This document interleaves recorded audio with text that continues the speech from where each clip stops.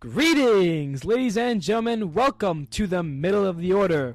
This is episode 0, our intro episode, and I'll also be going over a few of the free agent moves that happened this offseason. Let's do it.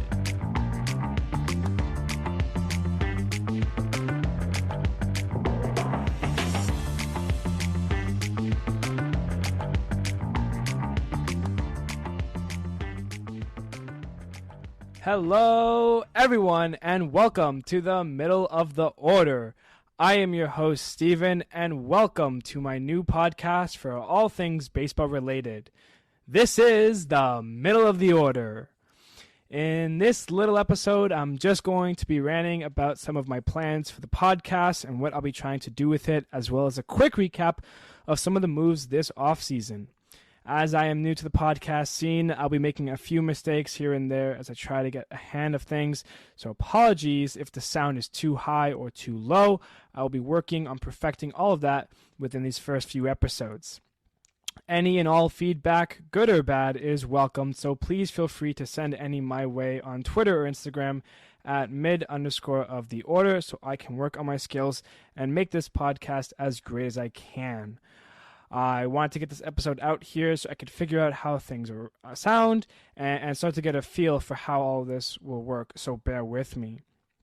With all that being said, welcome to the middle of the order, my podcast for all things baseball. I'm very proud and excited to be starting this, and I am really hoping to turn this into a great community and a way for me to grow.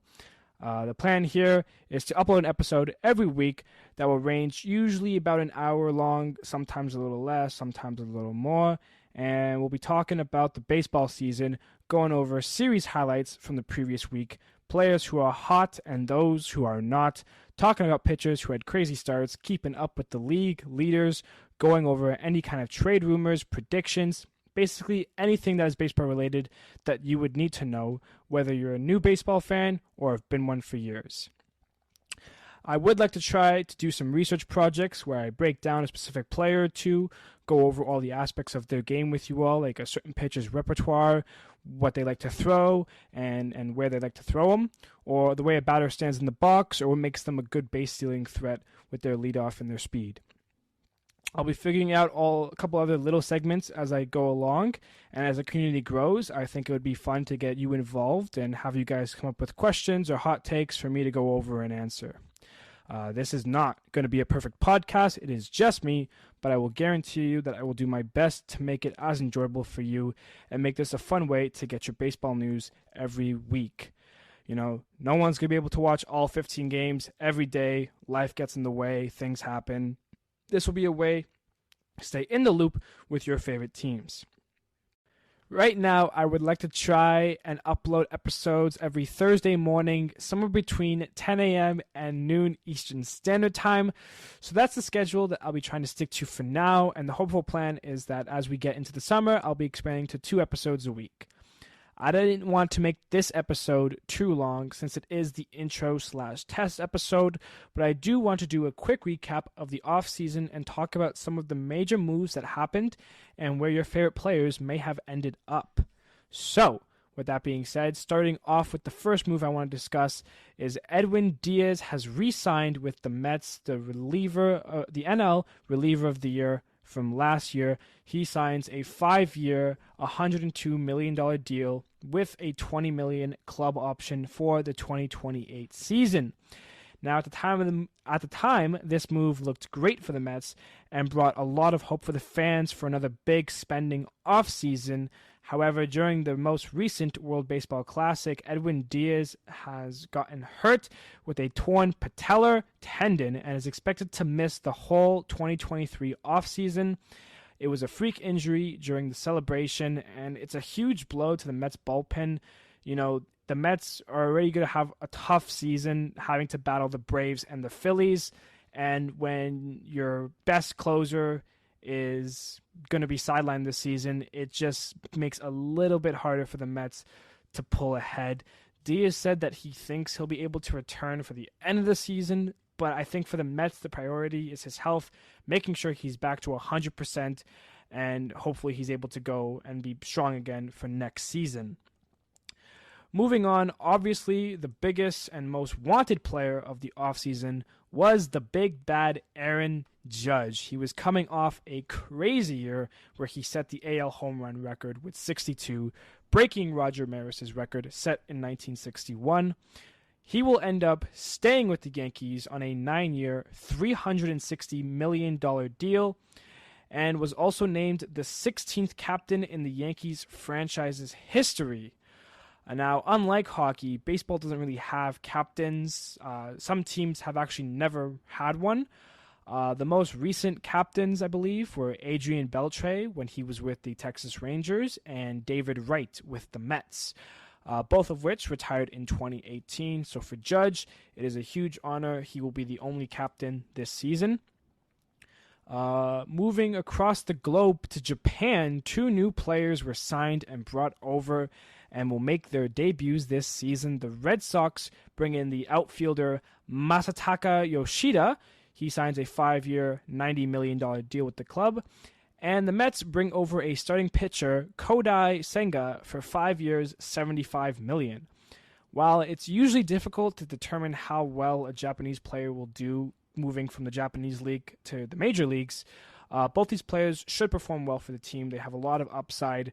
Kodai has a unique pitch called the Ghost Fork, in which it's just a complete drop-off at the halfway to the plate, kind of like a splitter, kind of like a forkball. It's a really unique pitch. I got to see it in a few spring training games so far on TV, and it's definitely going to look nasty for hitters to face this season. And speaking of the Mets, besides Edwin Diaz and Kodai Senga, they also went out and re-signed Brandon Nimmo to an 8-year, $162 million deal and brought over the former MVP, 3-time Cy Young winner, including last year.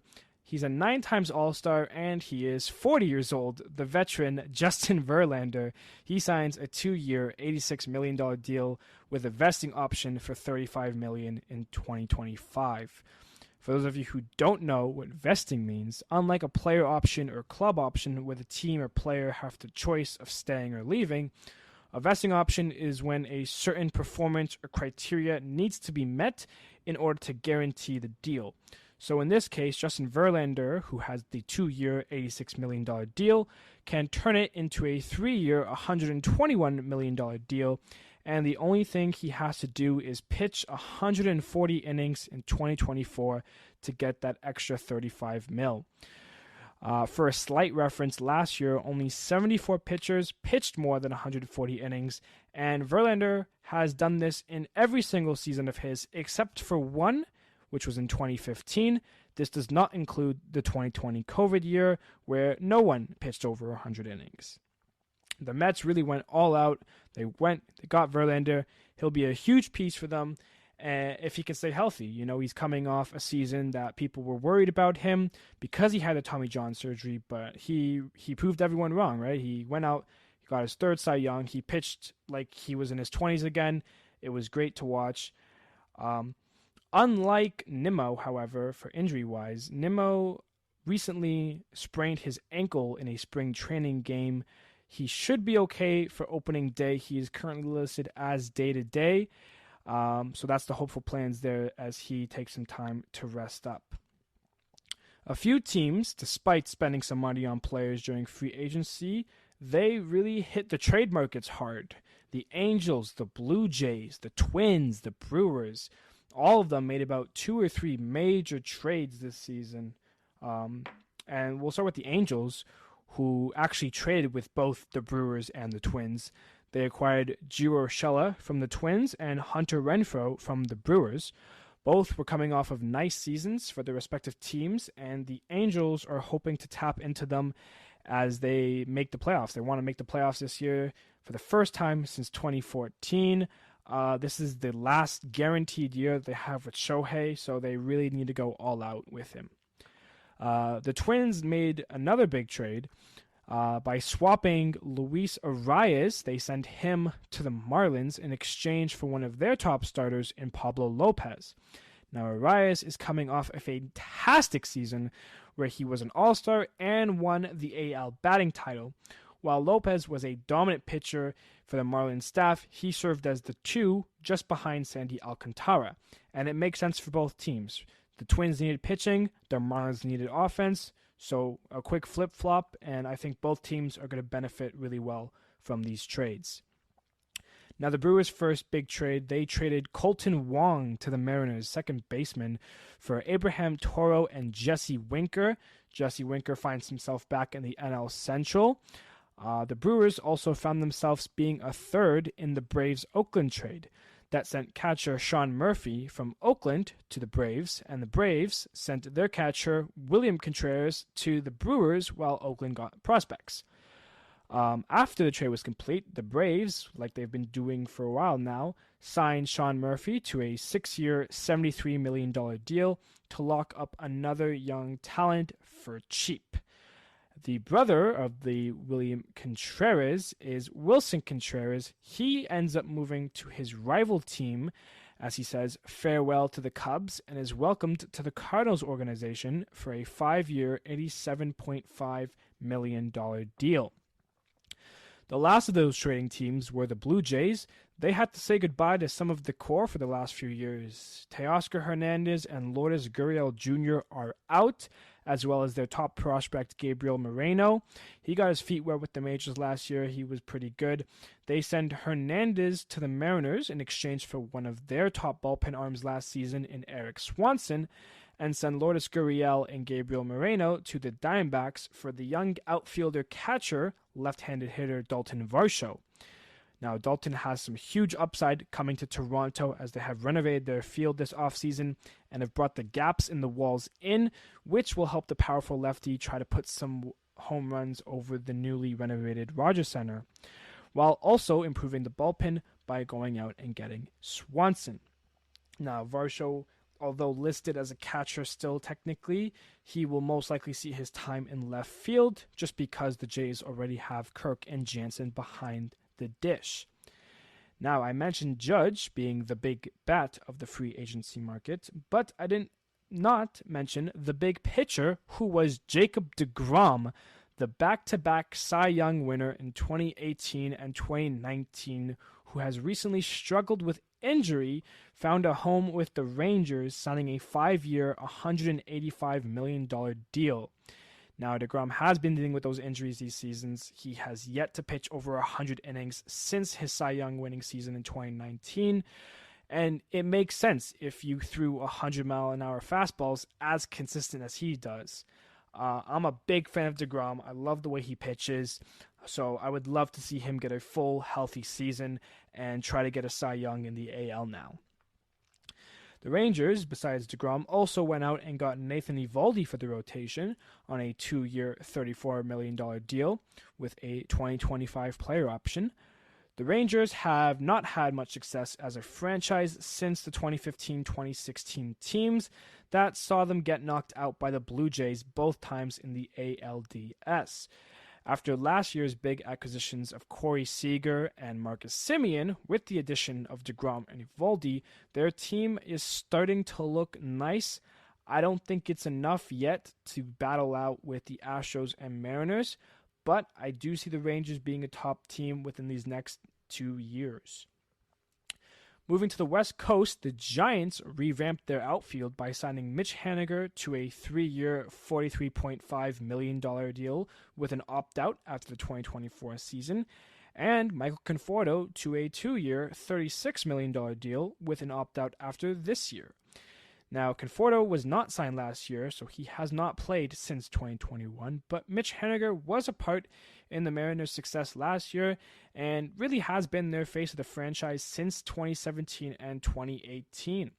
However, with the acquisition of Teoscar Hernandez in the Blue Jays trade, they didn't really have much need for him, and he has found his home with San Francisco.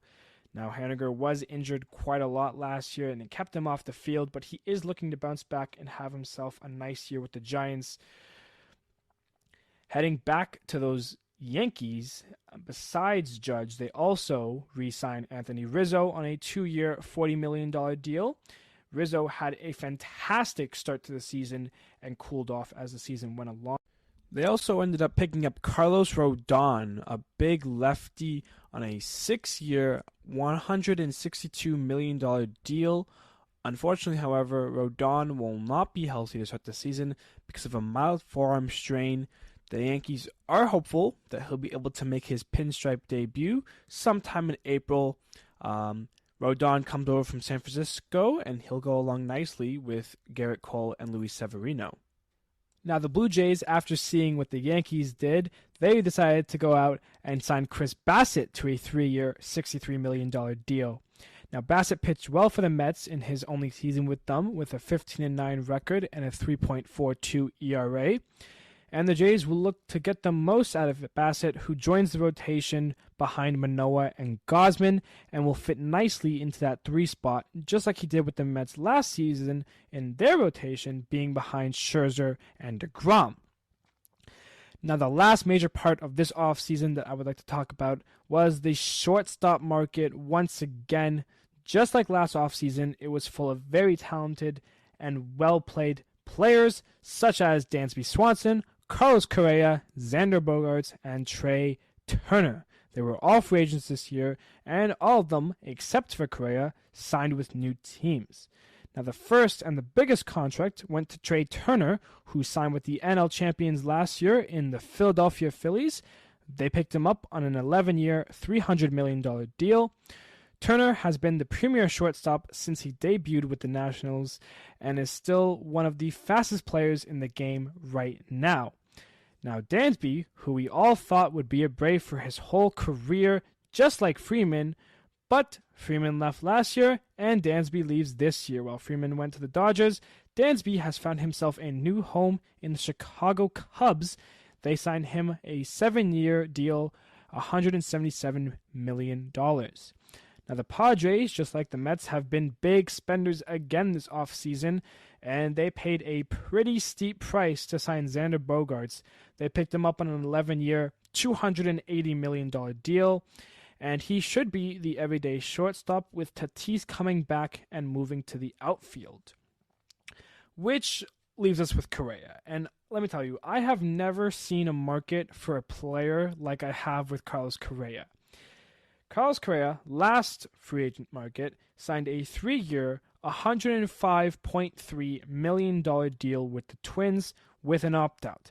After a disappointing season from the Twins and Correa wanting a longer deal, he decided to use said opt-out and become a free agent again this year, throwing away the remaining 2 years and $70 million something on his contract and testing the waters of free agency.